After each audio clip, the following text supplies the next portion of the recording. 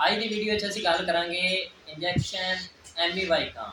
एमवीवाइकाम का इस्तेमाल एमवीवाइकाम किहड़े जानवर ते असीं किहड़ी बीमारी है या किस सूरत हाल इस्तेमाल कर सकते हैं।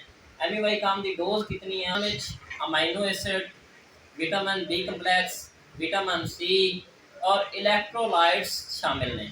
एमवीवाइकाम जानवर को कमजोरी वास्ते इस्तेमाल किया जाता है। जानवर के पट्ठियां की कमजोरी वास्ते, जानवर को ताकत देने वास्ते, कमजोर जानवर वास्ते ज़्यादा इस्तेमाल किया जाता है।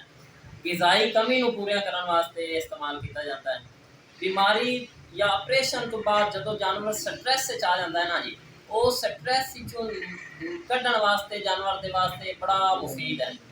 जानवर की इम्यूनिटी को, कुवत मुदाफत को बढ़ाने वास्ते एमवीवाइकाम के कमाल के रिजल्ट हैं। इम्यून सिस्टम को बड़ा स्ट्रोंग करता है।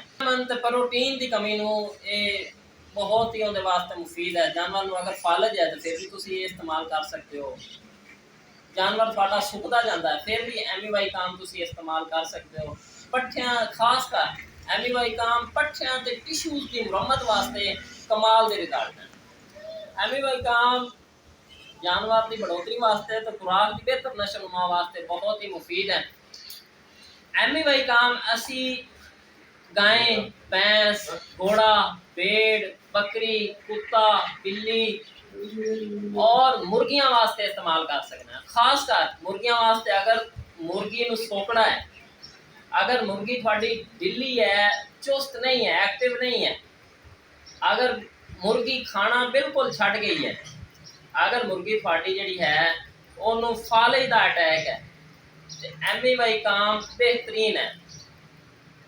मुर्गी अगर थोड़ी ग्रोथ नहीं कर रही, अगर अंडे पूरे नहीं दे रही, अंडिया की तादाद को बढ़ाने वास्ते, मुर्गियों की ग्रोथ वास्ते एमवीवाइकाम के कमाल के रिजल्ट हैं। ये तुम 5 दिन इस्तेमाल करना है। इनका रूट ये है कि ये तुम छाती इंजैक्शन लगाना है, लाते नहीं लगाना।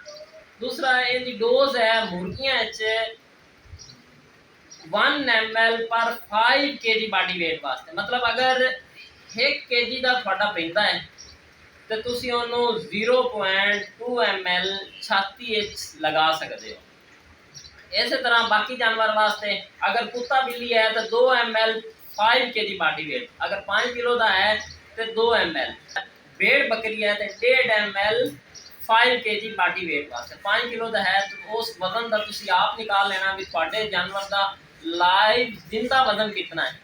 और जिंदा वजन वास्ते तुसी इतना लगा सकते हो। लगान के रूट्स ने भी ये तुसी IM इंट्रामस्कुलर भी लगा सकते हो, यानी कि पट्ठे ये तुसी IV स्लो IV भी कर सकते हो। नाड़ दे विच भी इंट्रावेनस भी लगा सकते हो। ये तुसी सब कट जेरे जेब भी लगा सकते हो।